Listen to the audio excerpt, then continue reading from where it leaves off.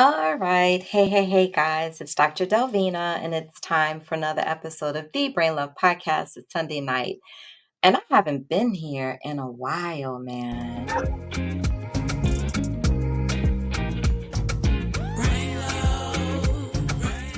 So, yeah, listen, it's the holidays, and so tonight I'm just going to talk about a variety of things and catch you up on various things. The first thing I want to mention is that if you're in the local area, please come out tomorrow evening, I should say, starting at 6 o'clock. I and my crew will be at the LA Lee YMCA in Sistrunk. And the title of this live Brain Love event is The Holiday Blues. Yes. Hand clap. I gotta find a hand clap somewhere and add it to this system. So yeah, we are doing something to help folks with the holiday blues because the holiday blues are it's pardon me, it's a real thing. The holiday blues is a real thing, and so we want to address that. But first, for the moment, I know we just had Thanksgiving, and I just want to remind people about having gratitude. Gratitude is showing increased activity um, that involves positive emotion. So you have positive emotions, you recognize the good that others have brought to your life. And it's so important for our physical and mental health. When folks are experiencing gratitude, we see an increased activity in a region near the front of the brain called the medial prefrontal cortex. So we know this is something that really happens because they can take imaging studies and see that there's changes in that part of the brain. So guys, we need to have gratitude. And I think what happens sometimes when this time of the year comes, after Halloween is over and we're done playing goblins and gremlins and ghosts and witches, and we get into November, we start to think about Thanksgiving. And so Thanksgiving is about being thankful, right? Having gratitude. So gratitude can also be defined as perceiving and appreciating positive and meaningful aspects of life. It is an emotion of thankfulness and recognition. Gratitude often elicits warm, positive emotions, happiness, love, and joy. And these things can keep you, it'll maintain you. It keeps you positive. It also increases our mental resilience. According to the Washington Post, the first meta analysis looking at the association between gratitude and loneliness found that across dozens of studies, gratitude had a significant inverse relationship to loneliness. So if you want to combat loneliness, focus on gratitude, enhance your gratitude. As gratitude increased, loneliness, guess what? It decreased. This finding in others reinforced the importance of cultivating gratitude as it improves the feeling of loneliness. And there's benefits to gratitude as well. It helps you to regulate your emotions and heightens emotional intelligence, which is important. You heard me with another guest on the podcast talk about emotional intelligence in the past. It promotes a positive cognitive mindset or elevates our mindset by thinking more positively. It helps us to feel more connected to others. So, positivity, having gratitude, it helps to reduce your stress. All right. So, I'm going to get into ways to practice gratitude, but before I do that, I just want to give you a couple of little more tidbits before we go into that. Now, I don't know how many of you watch or listen to country music. The Country Music Awards was on recently, and Shabuzi was named as a nominee. He was a nominee. He was a nominee in his debut year, as well as, I'm sorry, he received two nominations for his song, A Bar Song Tipsy, and his recent single, Highway. So, but he did not win. However, what happened is that they made fun of this man's name. So Shabuzi is his artist name, or I guess his, what do you call it? His singer name. But his real name is Collins Abina Chabizi. He's a Nigerian. His parents were Nigerian immigrants. He grew up in Woodbridge, Virginia.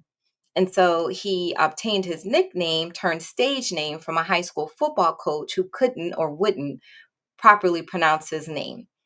So Shabuzi told Billboard earlier this year, hearing your name mispronounced during attendance was always a thing. You felt like you had to make it easier for everyone else to understand. Well, that's all I'm going to say about that. I'm not going to go into this entire article that I read online about this situation, but what I would like to say to you is to encourage your children to help people to learn their name. This is why you gave them a name. It's important for us to teach our children to be respectful of others and to pronounce their names properly and to expect the same in exchange. So, example, my name is actually, I think, pretty easy, Delvina, but I had white teachers growing up who I believe would intentionally pretend like they could not pronounce my name. It's 3 syllables, Delvina. That's it, Delvina. How hard is that? So I think especially educated people, they prefer not to pronounce our names properly because I think that some of them believe that we have very difficult names for no reason at all or something to that effect. So please teach your children to expect that people will pronounce their names properly because this whole thing led to folks on the awards making fun of his name. And we could see that as discriminatory. Perhaps there is some racism there. I suspect there is, especially with country music awards. So that's all I have to say about that. But I would encourage you to talk to your children before it happens about expecting people to pronounce or say their names properly. That's not a hard thing to do. All righty.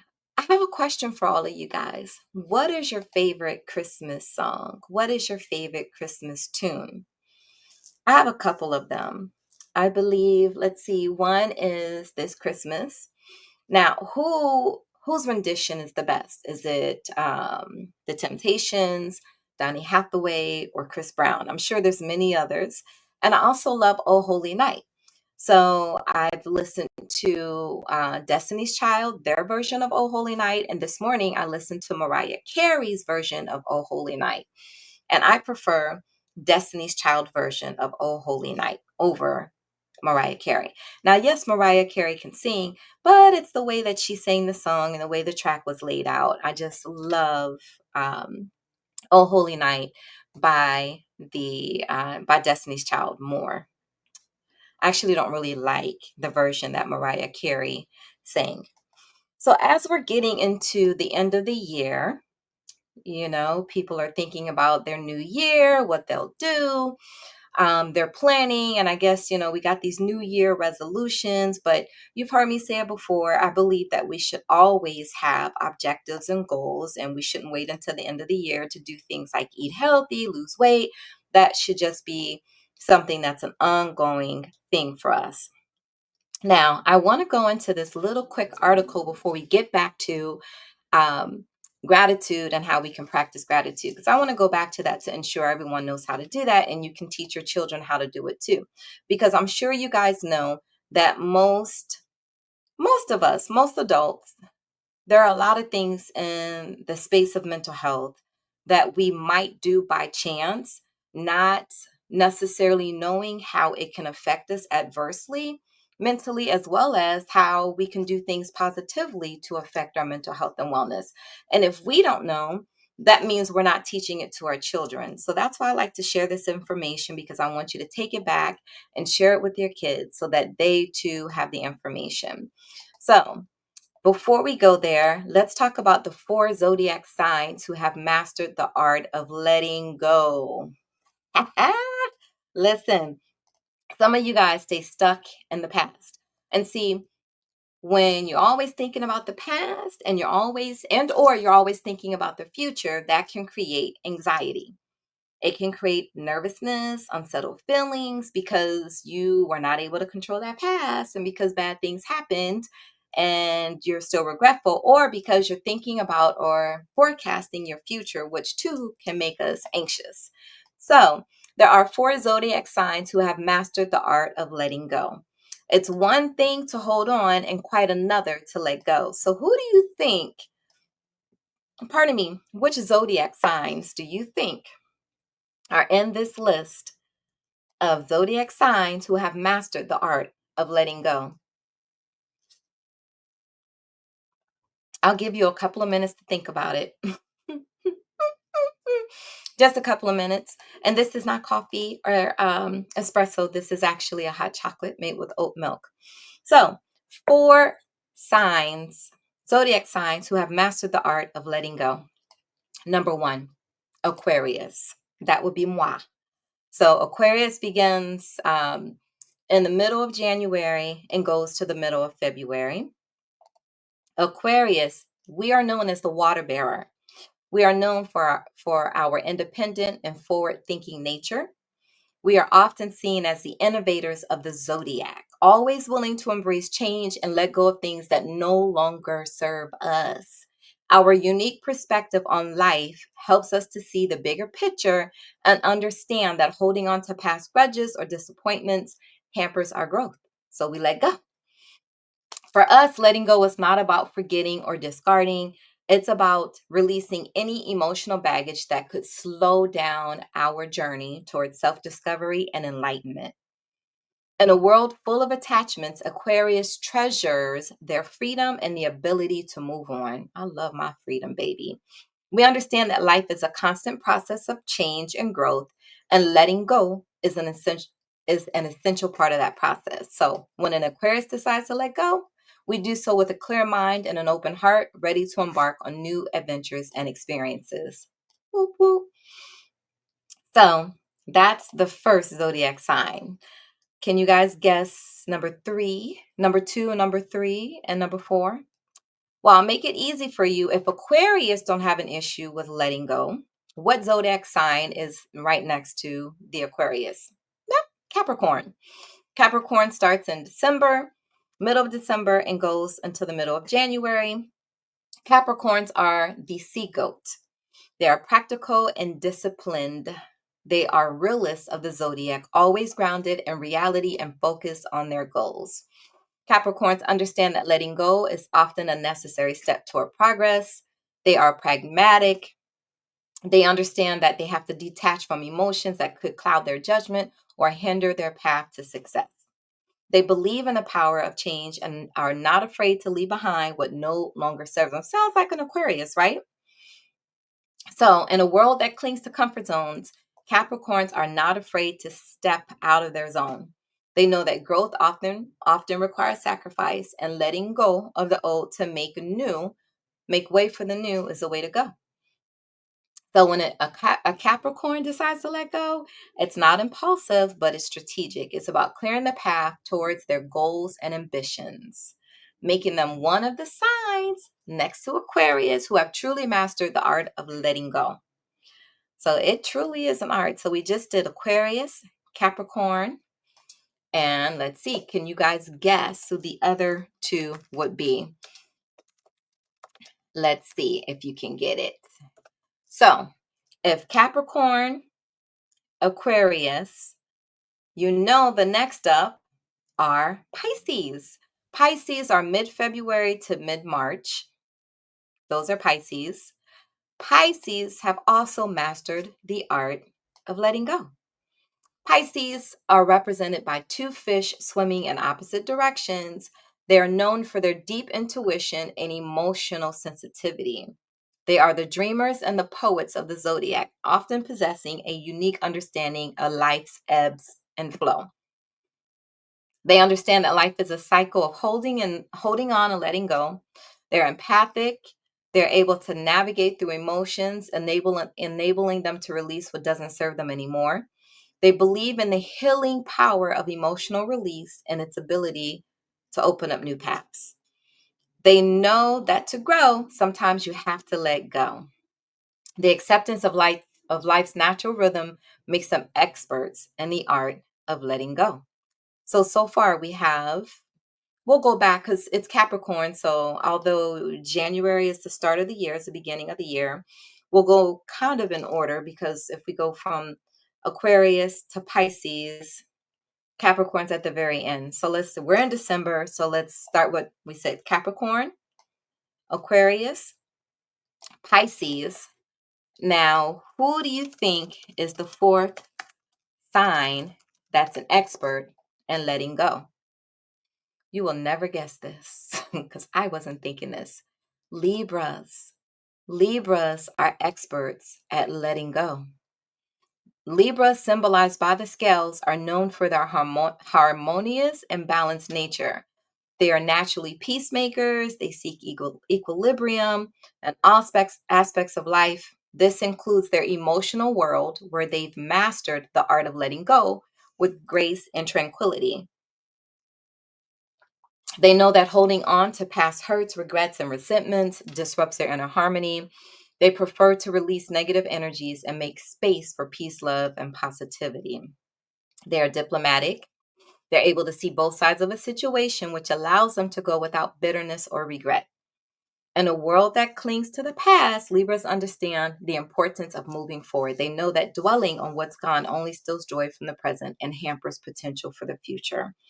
So, when a Libra lets go, it's a sign of their strength and commitment to maintain their inner balance. Remember the scale. So, we have those four signs: Capricorn, Aquarius, Pisces, and Libras.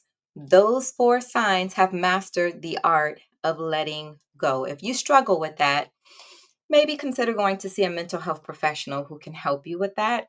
Mastering the art of letting go is not a trait confined to specific zodiac signs. It's something that we all can learn to do. It's a universal human skill filled with growth and liberation.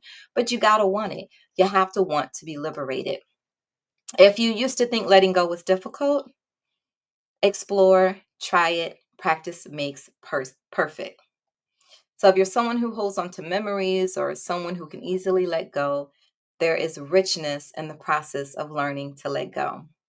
I promise you and I assure you, there is there is something sweet about letting go, especially when you're in a situation that is not healthy for you. So that's why I wanted to talk about establishing the behaviors and the ability to let go. All right. So, let's transition back to gratitude. So we talked about a little bit about what gratitude is. We talked about the benefits of gratitude. Now, how do we practice gratitude? Well, I'm always telling my patients that they should journal.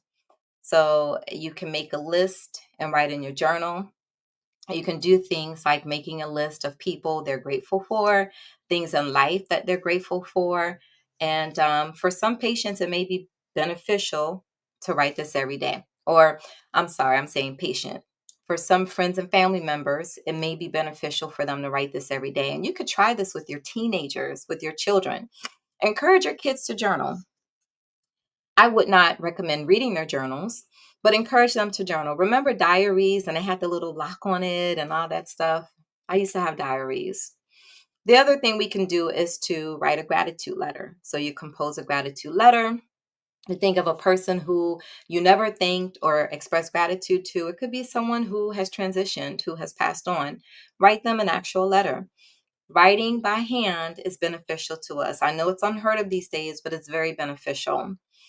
Positive self talk, treating yourself with kindness, is a way to develop gratitude because if you start by being positive with yourself, it'll help you with having a positive attitude with regard to everyone else and the folks in your space. Staying in the moment, be present, be in the now. I just mentioned that a few moments ago, not thinking about our past, not looking to our future, but just enjoying the now. That also helps with gratitude. And performing acts of kindness for others also helps us in creating or developing gratitude. Acts of kindness, I'm sure you've heard it in other places and spaces. That is another way to develop and practice gratitude. So, we are at the end of tonight's podcast episode. Thank you for joining me tonight. I'm so sorry that I've been away a little bit. However, I'm always thinking about you guys. If you're not feeling well and you want to health, you want to take Roadside line with this 800-662 number, but just dial 988. Also, everyone should have a mental health professional on their mental health team.